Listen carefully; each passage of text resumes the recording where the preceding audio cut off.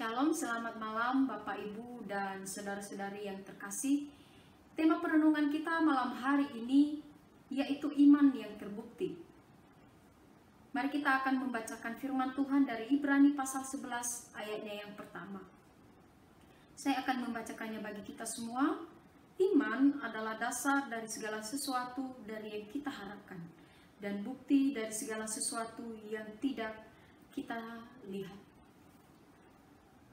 Saya yakin kita semua tentunya tahu bahwa iman adalah anugerah Allah yang diberikannya atas orang-orang pilihan dan bukan hasil usaha manusia. Iman dalam bahasa Ibrani menggunakan kata aman.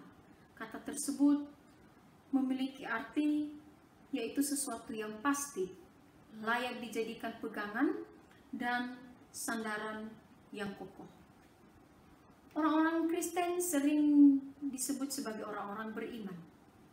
Atau jika kita melihat lebih dalam lagi, dikatakan bahwa iman adalah dasar dari kekristenan. Tentunya sebutan ini tidak cukup apabila digunakan untuk identitas orang percaya saja. Karena iman seharusnya dibuktikan melalui kehidupan orang percaya sehari-hari.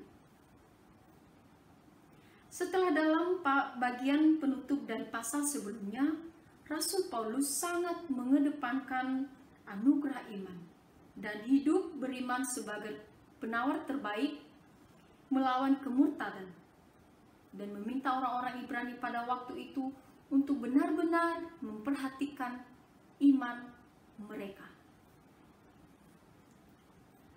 Di sini juga Rasul Paulus berbicara panjang lebar tentang sifat atau buah-buah dari anugerah yang luhur ini.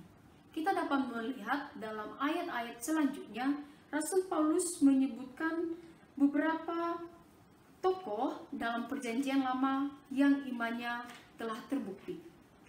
Di antaranya ialah Abraham, yang disebut sebagai bapak orang beriman, karena ketaatannya pergi ke sebuah tempat yang dijanjikan Allah. Kemudian Nuh, dengan petunjuk Allah tentang sesuatu yang belum kelihatan, ia mempersiapkan bahtera untuk menyelamatkan keluarganya. Dan masih banyak tokoh-tokoh lain yang diceritakan dalam teks ini tentang iman mereka kepada Allah. Beberapa tokoh ini memperlihatkan iman mereka kepada Allah dan sangat terbukti hingga dikisahkan di dalam Alkitab. Bapak, Ibu, dan saudariku yang terkasih, pada zaman sekarang dunia memberikan kita banyak tawaran untuk meninggalkan iman kita. Apalagi di situasi kita yang sangat sulit karena pandemi COVID-19 ini. Kita sangat kesulitan dan kita mengharapkan, bahkan seluruh manusia di dunia ini mengharapkan pandemi COVID-19 ini segera berlalu. Allah menyatakan mukjizatnya untuk menghilangkan virus corona ini. Tetapi bagaimana kalau virus ini tidak segera berlalu, Bapak Ibu? Apakah kita masih menaruh kepercayaan kita kepada Allah?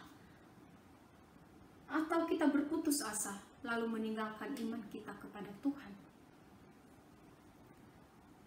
Tentunya iman seperti ini bukanlah iman yang benar atau iman yang sesungguhnya. Karena iman yang benar adalah tetap menjadikan Allah sebagai pengharapan yang teguh. Tetap mengasihinya meskipun kita tidak melihatnya. Dan terlebih lagi, kita tetap bersukacita di dalamnya karena keselamatan jiwa kita.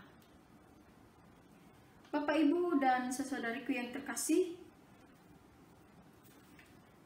seringkali kehidupan kita seolah-olah berjalan dengan iman. Tetapi kenyataan tidak selalu demikian, Bapak Ibu. Kita terkadang berkata, saya sudah percaya. Tetapi apakah sekedar berkata, oh saya percaya? Tentunya tidak.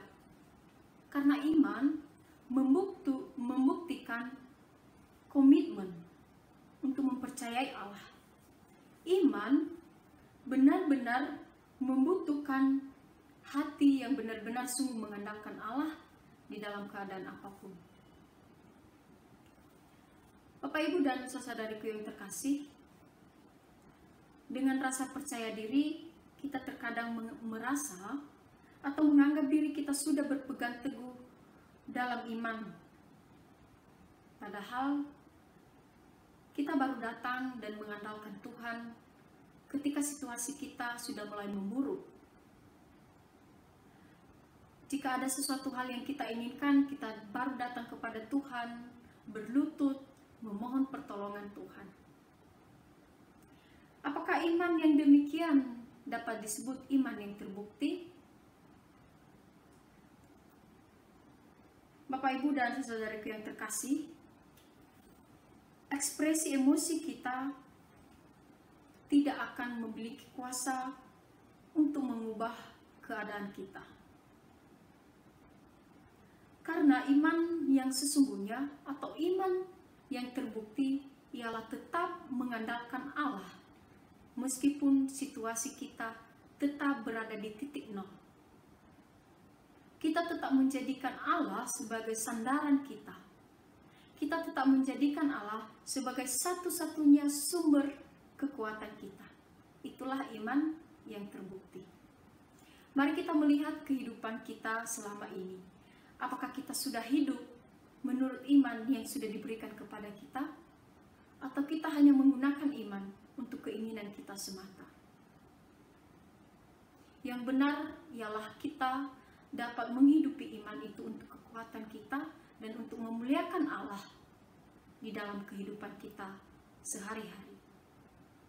Amin untuk kebenaran firman Tuhan pada malam hari ini. Tuhan Yesus memberkati.